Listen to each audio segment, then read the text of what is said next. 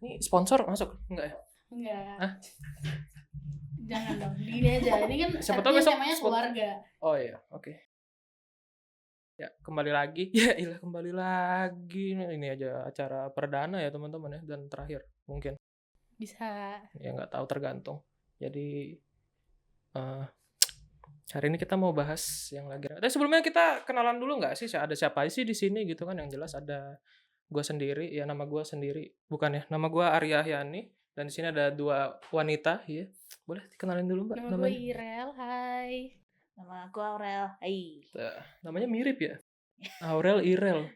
Iya bener. Ya Allah, ini kursi kenapa sih? Terus? Udah. Nah, yuk, selesai. Tadi kan lu telat nih. Sorry. Oke, it's okay. Bukan mau bahas telatnya, cuman Parah anjir emang. cuman maksudnya biar rilis aja dulu feelingnya. Tadi tuh macet banget ya? Ini macet banget, kayak nggak ada pembenaran di jalan tol. Di jalan tol? Iya, kayak Seriusan? iya. Oke, aduh cepetan, nanti mereka marah gitu. Enggak sih, kita gak marah sih, cuma banting meja doang tadi dikit tuh.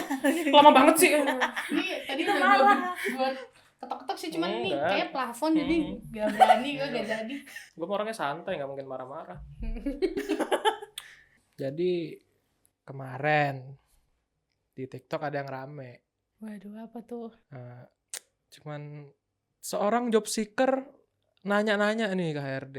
Nanya-nanya apa tuh? Biasa lah kan, namanya apa, job seeker dan HRD kan saling komunikasi dua arah. Betul. Kan. Nah, ternyata si job seeker ini cuma nanya beginian doang, kayak ada mesnya nggak gitu. Terus si HRD-nya malah nggak bilang di situ sih, dia bikin setelah kejadian itu, di-share di TikTok. Apa sih? Ya katanya kalau mau jadi kalau mau mes atau bangunan mending jadi ani-ani gitu. Waduh. Berbahaya ya begitu ya, maksudnya. Waduh. Kan itu beda jalur ya. Iya makanya kalau jadi ani-ani gitu, kenapa why? Dari situ kan gue ngelihat sebegitu ngeri dan seremnya jejak digital gitu loh. Karena kan video asli di akunnya, video dia di akun dia tuh udah dihapus kan. Udah di take down. Yes, tapi udah banyak orang yang download dan tetap nge-repost video dia yang ngomong itu. Takut gak sih? Ya serem aja sih, kayak hati-hati di internet kan itu. Bener-bener jejak jangan terceplosan di internet. Iya, jangan hati-hati di internet. Ya, hati-hati. Definisi jejak digital tuh akan selalu ada tuh yang kayak gitu. Iya, dan wah gila, yang gua nggak nyangka itu sampai LinkedIn tadi sih, kayak wah gila udah dibahas sama orang-orang jago. LinkedIn kan tempatnya orang-orang jago ya, yang berpengalaman. Gue aja buka LinkedIn tuh kayak takut salah tekan gitu ya kan. Ini sampai di roasting di LinkedIn tuh gimana gitu perasaannya ya kan. Perusahaannya gimana coba. Iya. Duh, itu kepikiran banget gue kalau jadi dia sih. Pertama takut dipecat. Kedua, nama perusahaannya. Benar. Dan nama track keluarga. record lu juga nggak sih? Misalnya lu udah nggak di kantor itu dan lu mau apply ke kantor lain, kayak lu bisa imagine gak sih, udah ada pasti kan HRD kantor ABC kan udah pada saling tahu lah paling enggak kan, pasti kan ada omongan kayak lu nggak usah nerima bocah ini bocah parah ini, lu nggak usah lah, udah biarin gitu. Bener. Kan danger gak sih kayak menyeramkan serem sih. Ini podcast horor apa podcast cerita ya ini? Kita beralih ke podcast horor. Enggak. Kita bahasnya Gen Z, karena kan kita Gen Z banget. Bener, saya Gen Z banget. Jadi lo pada udah ada pengalaman interview gak sih coba? Interview. Gue pernah. Gue interview dan gue yang menginterview juga gue pernah. Buset. Karena gue dulu himpunan. Jadi ya sibuk lah ya, nggak hektik tuh ye. Aku sih belum ada pengalaman. Sibuk-sibuk gitu. Jadi gue dulu tuh pas awal-awal gue aktivis. Nah, aktivis kan di interview ya. Aktivisnya bukan 98. Bukan dong. Aktivis himpunan. Ini podcastnya mulai berbahaya sedikit, maaf. Kita jangan ke pinggir-pinggir jurang ya, kita main yang di tengah-tengah aja gitu. Jadi gue dulu himpunan. Nah, waktu semester 2 gitu gue tuh aktivis, diwawancara. Pas gue semester 4 gue tuh udah staff internal and resource management. Kurang lebih bahasanya kayak staff HRD gitu lah ya, tapi untuk himpunan. Nah itu tuh kita wawancara setiap calon aktivis yang mau masuk dan wawancara staff yang mau lanjut gitu. Jadi kayak pernah ngerasain jadi yang diinterview dan yang menginterview gitu. Jadi kayak harusnya sih ada perbedaan ya. Perbedaannya pasti cenderung banget. Apalagi kalau yang diinterview pasti gugup, panik, takut ya kan. Kalau yang interview juga pasti kayak nih canggung nggak ya gitu. Pertanyaan gue salah nggak ya atau nggak? Duh, dia marah nggak ya pertanyaan gue kayak gini? Benar. Atau duh, gue tadi ngomongnya kasar nggak ya bahasanya? Ini sopan nggak sih di telinga? Iya ya kan? gitu, pasti mikirnya kayak gitu kan. Apa jangan mentul ini dar gitu kan, nggak tahu. Karena kan kita sebagai yang diinterview juga kan pasti takut kayak, ih kok dia tanyanya kayak gitu ya gitu. Jadi sebagai yang pernah mengalami juga pasti mikirnya kayak, kita juga harus bisa memikirkan perasaan orang lain. Kalau menurut gue ya, waktu gue interview orang lain, kalau ada pertanyaan-pertanyaan yang menurut gue itu pribadi, gue selalu mulai dengan maaf kalau gue tanya kayak gini, kalau lu merasa tersinggung atau gimana gak usah dijawab gitu. Karena gue menyadari bahwa setiap orang tuh punya batas-batasan yang gak bisa kita lewatin gitu. Benar. Ada orang yang mungkin enjoy untuk menceritakan kesehariannya dia, kehidupannya dia, tapi ada juga yang gak mau gitu. Yang ada Dia yang itu mau jadi private. benar gitu. Jadi Nggak dia boleh. memilih untuk kayak ya udah kehidupan gue tuh gue gitu, orang lain gak boleh ikut campur. Nah ada juga yang open up banget semua hal gitu.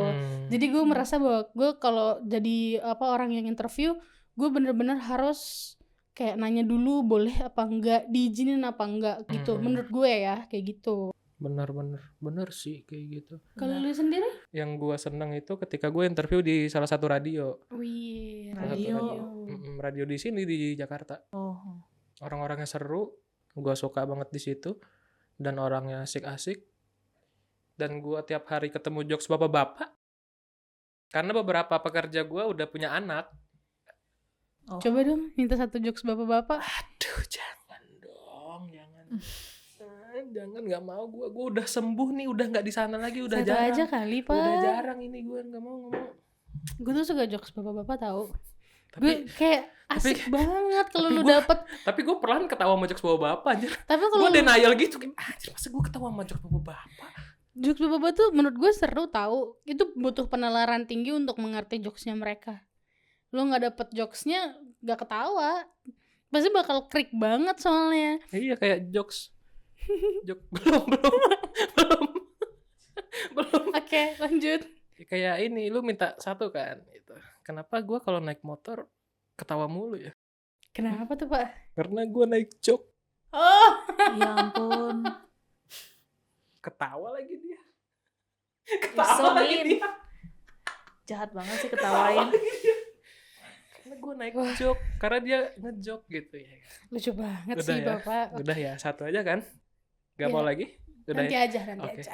Oke, udah. Dan gue punya 2 pengalaman nih di kantor berbeda. Wih, banyak banget Pak. Buset, 2 doang, bukan 20. Wih, kalau 20 berapa lama nih podcast? Aduh, nggak nyampe 3 jam lah. Jadi ngomongin apa doang tuh? Enggak. Jadi kalau gue di kantor yang pertama itu jujur ke interviewnya oke pertamanya. Tapi ada yang nggak enak itu pertama gue unpaid. Unpaid kayak gue it's okay pertamanya. Gue cari pengalaman kan. Ya walaupun ujungnya gue kayak ngeluh sih kayak anjir kok gue unpaid. Kok gue mau. Tapi ya udah masuk kan. Maksudnya gue udah masuk. Ya udah gitu ya. Udah terima aja kan. Aja, selama aja. Orang tua gue masih purely support, why not gitu. Terus di kantor yang lama itu gue jujur jam kerjanya 24 jam. Percaya gak percaya. Karena ya di itu gak ada batas waktu ya? Bukan. Gue waktu itu posisinya ada 2. Video editor, asisten video editor, sama production assistant. Paid nggak? Enggak. Yang kedua juga nggak. Yang kedua nggak paid, cuman makanya gue kasih tahu dulu nih, yang di kantor pertama dan kuliah sama-sama unpaid, tapi beda di jam kerja. Kalau jam kerja gue di kantor yang pertama itu benar-benar 24 jam. Gue pulang cuman mandi doang. Seriusan? Gue tidur di kantor.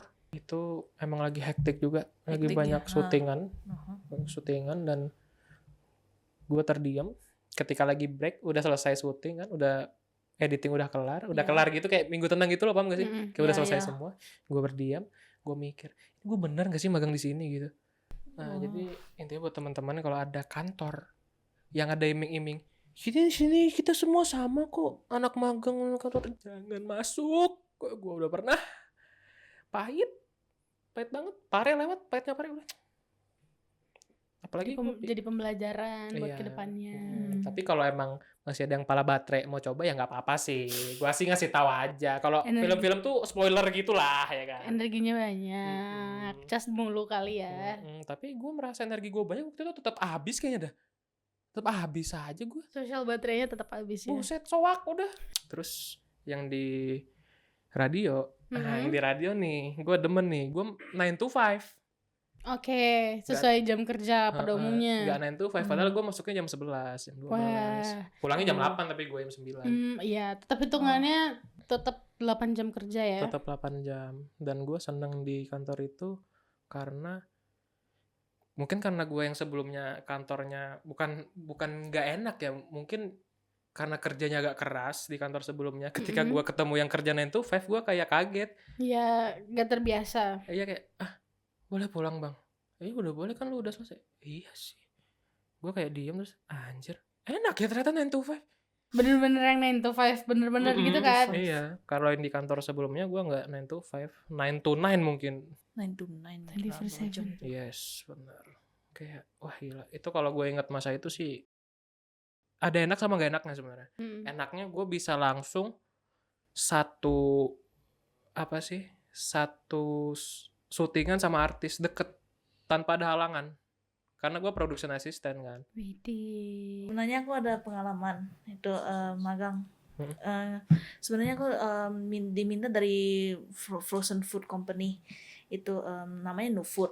Mereka tuh mintain aku untuk ya redesign mereka punya logo, packaging design juga apa. Sebenarnya aku udah selesai kan, katanya mereka it's good. Terus aku bilang, tapi sorry, lo magang sebagai what waktu itu? Iya. Graphic designer? Iya, graphic designer. Aku jadi graphic designer. Jadi aku berarti behind the scenes, aku nggak ya on front of camera kayak juga suka apa. Terus juga ya aku tapi sih aku ada pengalaman. Aku suka ya pengalaman. I learned something from it lah at least. Tapi aku sedih. Kalian kan unpaid kan? Ya, aku juga kena unpaid. Aku kayak sedih sekali. Magang unpaid itu menyedihkan ya teman-teman. Tapi namanya kami anak magang ingin mencari pengalaman, mau tidak mau suka tidak suka kita harus menerima. Oke, jadi itulah dari sisi pandang kami. Sisi pandang? Pandang sisi? Dari sudut pandang. Elah, sudut pandang dari kami cuman sharing. Karena sharing is caring. Sharing is caring. Takut banget gue nggak disalahin. Takut banget gue pada kayak lemot gitu loh, kayak karena sharing is 1, 2, 3, 4 detik gitu baru respon.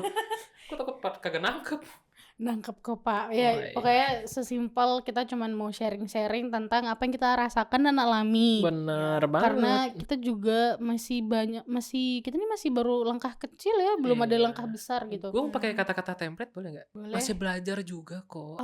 Ya kita masih belajar juga kok. Jadi salah kata kita mohon maaf semuanya apabila ada yang tersinggung, tersungging. Ya ilah, tersungging. Mohon maaf kata dari kita bertiga semuanya. Terima kasih. Makasih woy Pak. Makasih dong. Thanks you. Thank you dong. Thank you. Pak jangan gitu dong Pak, ntar Thanks you. ntar berabe. Wah, biar TKS. Karena TKS. saya rip England bukan rip English. Wah. Berbahaya.